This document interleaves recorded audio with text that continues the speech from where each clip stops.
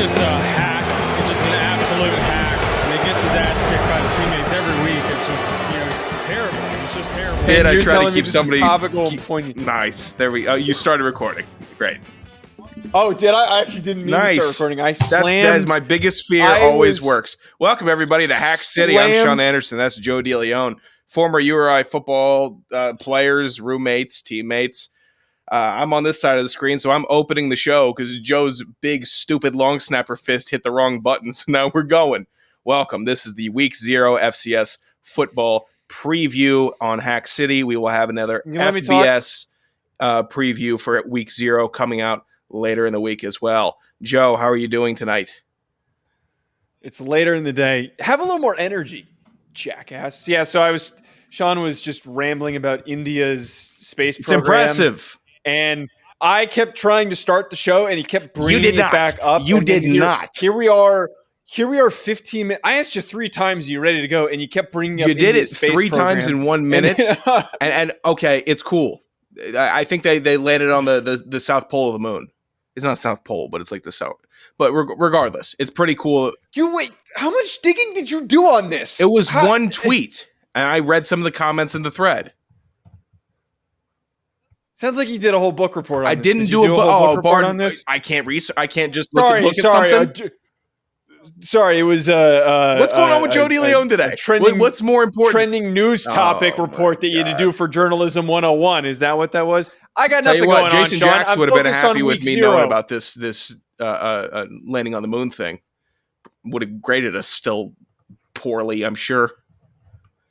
Yeah, I still can't believe. I want to track down, before we get into our FCS Week 0 preview, I want to track down that goddamn documentary that you and I produced for this senior level journalism class. We were forced to do something oceanic related. The blue economy.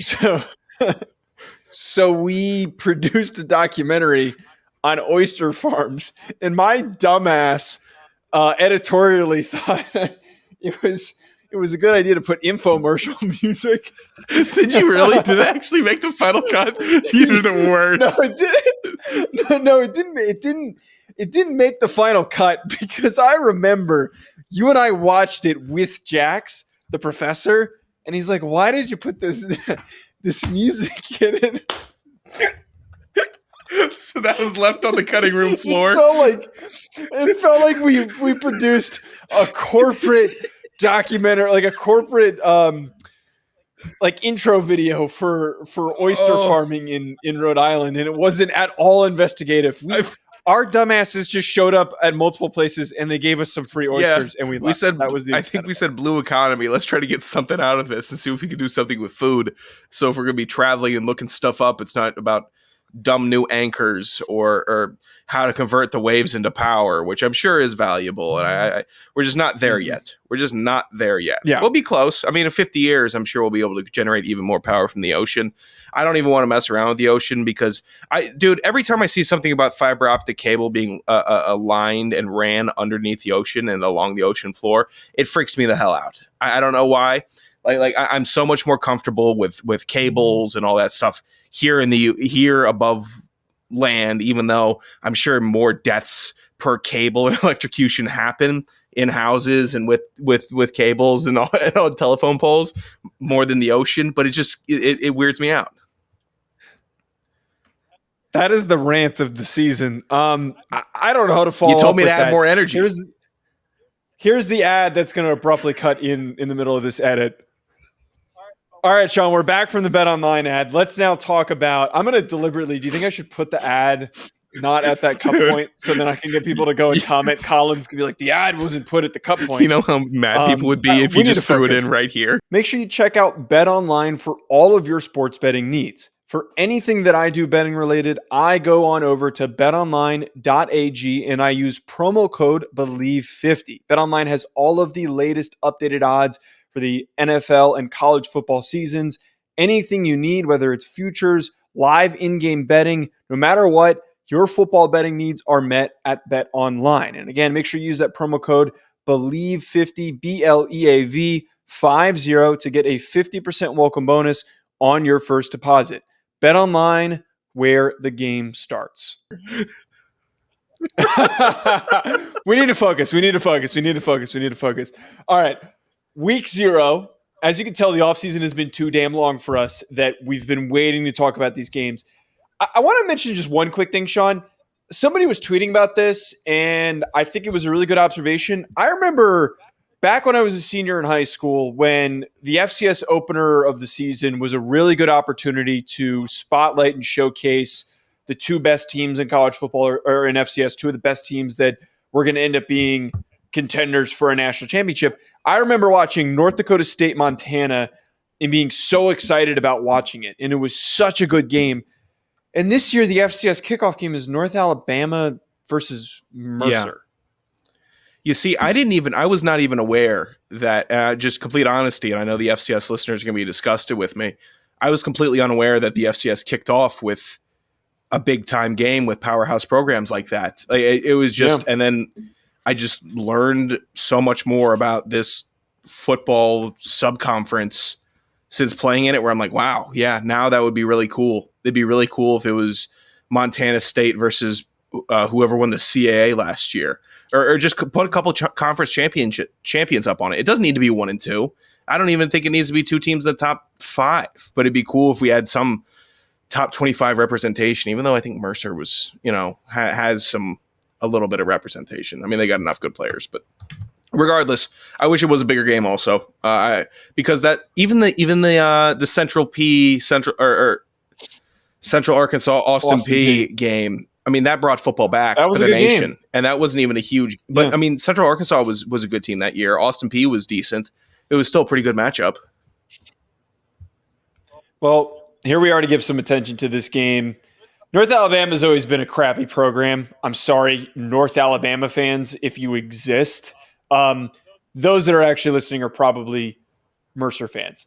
The big thing here is that Fred Payton's gone. Fred Payton was a statistically dominant player. He was one of the better quarterbacks in the FCS. He's no longer with this program. However, they still return 2 really dynamic receivers, 2 of the best in the FCS. And I'm going to go as far as to say this might be a top 3 wide receiver duo in all of FCS football. I'm talking about Ty James. I'm talking about Devron Harper. One guy is more of a possession player, good route runner. The other guy is that scat back, great kick returner, just loose, small, compact type of a guy. Mercer is a throw points up on the board type of a team. I'm not sitting here thinking that this is going to be a close matchup. I'm going to be completely honest. And you even pointed out in the notes here that this is a really new North Alabama team. They're bringing in a lot of new faces. Mercer's going to kick the crap out of them. And I want to know if Mercer is as legit as some people have suggested, that if they are a rankable team and a highly rankable team, that they're not going to miss a step despite having to replace Fred Payton. I know it sounds like just because I brought him up, I have to bring up a comp, but the Ty James, Devron Harper, I get feelings of some of the great wide receiver duos that we've seen in the FCS before. I get a Lawan Winningham, Tyler Hudson vibe, even though I think both those wide receivers I might be a little bit better, just personally to me. Having a top 2 receiving core like that, where you're creating problems for not just both corners but both safeties as well, it opens up your offense immensely and exposes every defense that you're going to play for the rest of the season. Every defense is going to have the entire back shell in a just fighting for their lives, and it's not going to be every play. Corners are on scholarship too, and I get it. But when you have 2 playmakers that could be first team all FCS, then it's going to make defenses struggle. And UNA is bringing 40 new players this year. It's just going to be a little rough opener, I think, rougher than expected opener. I mean, they don't even have a solidified quarterback yet, and neither does Mercer. Mercer's got 4 guys scrapping for the job. UNA has 2 guys, Noah Walters and TJ Smith, scrapping for it, but I expect them to run the ball more. They ran it well last year, 200 yards plus average on the season. They're returning a good amount of their offensive line. So it's going to be, I expect a lot of points versus a lot of running the ball. And if UNA can generate some points off running the ball, good, but it looks like it's going to be Mercer's by a decent margin, I would say. Yeah, with how good they were last year, and how impactful they were again offensively, I don't see a reason why they would take a step back. And it's one of those things where a lot of times when you have to replace a quarterback, there is always some level of trying to regain your footing, trying to get comfortable, trying to figure out, okay, can this guy pick up where the last guy left off? But you almost never have a situation where you have these two elite receivers that have already been really productive, two of the most productive guys returning at their positions. A lot of guys jumped ship. A lot of guys moved up. There were a lot of guys that took the opportunity to move up, and they returned both of these guys in the receiver room. I don't see the reason why they would take a step back. And we always draw comparisons to our time at Rhode Island. I compare it to how Isaiah Coulter and Aaron Parker were even more productive in their final year at Rhode Island when we switched from Juwan Lawson to Vito Priori. And Vito was a completely different style quarterback than Juwan was. He was, and I'm going to let the receivers make the play. Just as fine offensively. Yeah. A lot of jump balls. But, I mean, Mercer's also bringing in, and obviously, theft from Sam Herder, he did a really good job this year previewing the teams, especially the teams in the top 25. So want to give them credit. Want to give the Hero Sports team credit also. They did good with prep. Their transfer portal movement stuff was really good. They're bringing 6 guys in from the FBS, so a talented roster, getting that amount. And there's a team that brought even more from the FBS, and there's a team that had a lot leave that we'll talk about later in the show. But their tracking of that was helpful. But when you have a talented roster, it shows, and when you have coaching staff that's capable, more guys want to come from more different programs. So being able to have additions like that, where you could be raw talent, guy just wants more playing time, it's not a bad thing for Mercer at all. Getting to our second game, Fordham at Albany.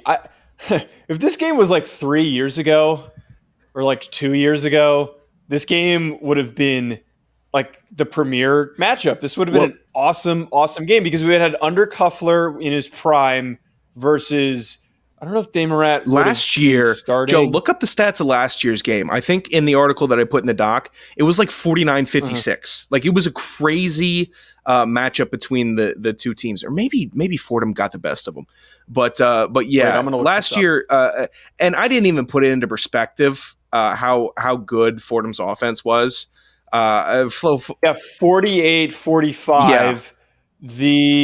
I'm gonna really quickly pull the Poffenbarger. God, I'm definitely mispronouncing that. 412 yards, 3 touchdowns, and then Damarat 464 yards, 5 touchdowns, had 53 passing attempts. That is, I think we could get something similar. I'm just more so alluding to, like, we had a time where both these teams were like ranked, and they were, or in that discussion of being ranked and the best in their conferences. I think that this game could be just as high scoring. Like this one, I'm excited about. I'm going to be watching this one. You get the 2 New York teams. One's the city. One's in Albany. This could be a fun football game. I know no Tim Damarat, but there's got to be another dude that's up next. It could be a very fun game. I didn't realize wholeheartedly that Fordham averaged damn near 50 points a game last year. 49.5. They only had less points than Incarnate Word. And I almost can't even fathom putting up that many points a game just for a full season's average. Albany, though, Reese, I'm going to take a shot here. Poffenbarger, he's returning. He kind of stepped up. And Albany had a couple guys in a row. Like Undercuffler, when he came in, it was like, okay, who's he replacing? What's he doing? Then you see him go off in a game versus Towson. It's either Towson or Villanova. He stepped up in one of those games like, wow, this guy can kind of sling the rock. Poffenbarger kind of having a similar impact as well. I mean, it should be a fun game. This should be one of the there's only 3, but it's one of the 2 best games for the FCS that's kicking off this weekend. This should have been the FCS kickoff. This game should have been highlighted as the FCS kickoff game because we could get some points. We could get some really fun play. And we also highlighted a guy when we did our linebacker show with James Conway. I really like James Conway. I want to see what he does. He loves smacking dudes, and I'm sure that there's going to be an opportunity to do that in this game.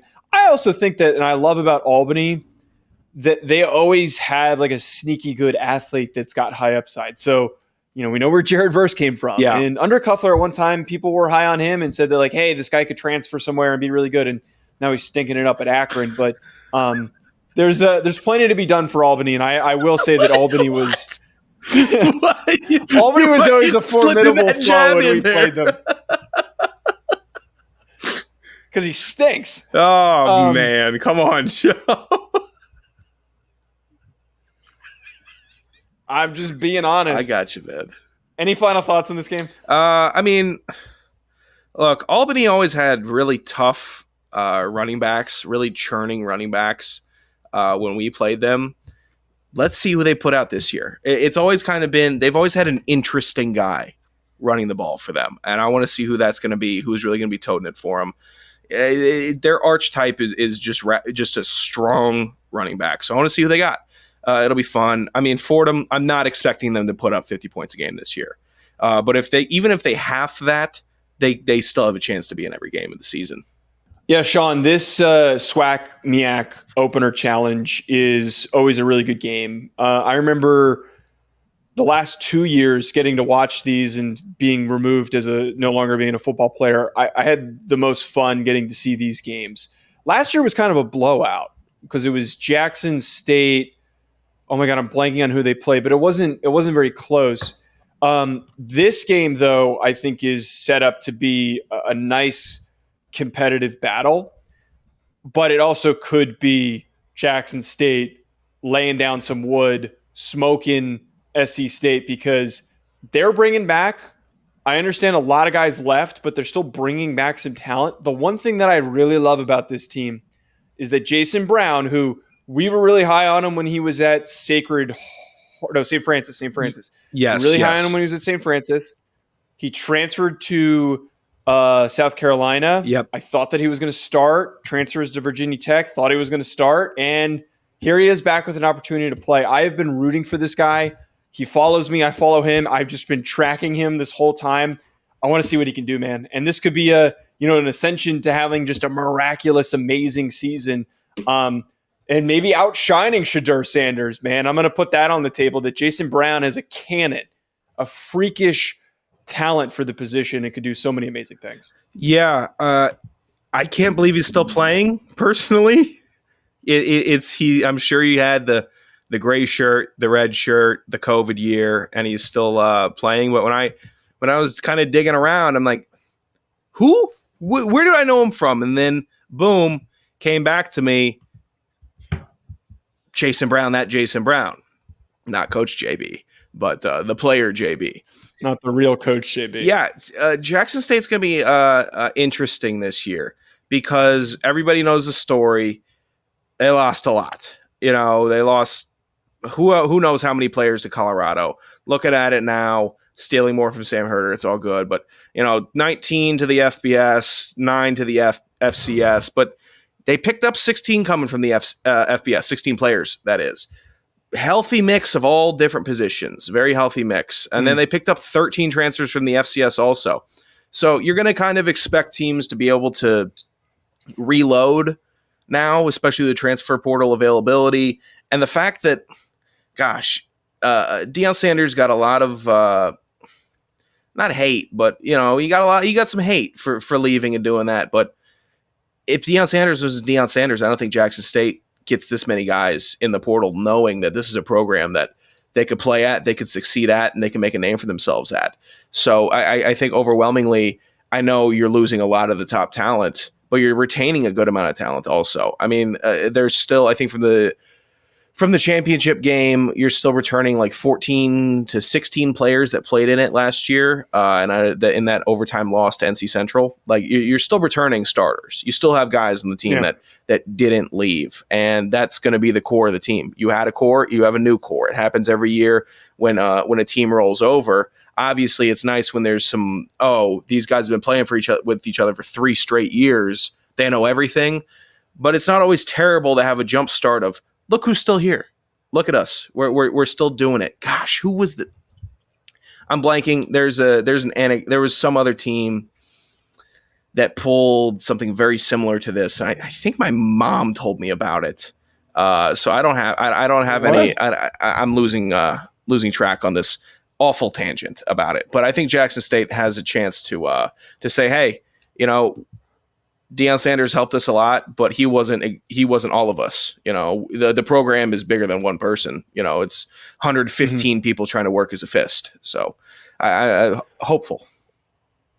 There's a lot of roster turnover, but I don't think it's bad roster turnover. And I think this could be a start to another just fantastic Jackson State season. I'm really high on what they can do. And again, love Jason Brown, just a very, very talented player. All right, let's wrap up. This is going to be a shorter episode because there's only 3 games to talk about. FC estimates. We're starting this back up again. We will be keeping tally. We've got 3 games here. I'm going to start us off. NAU versus Mercer. Mercer. Sean, what do you got?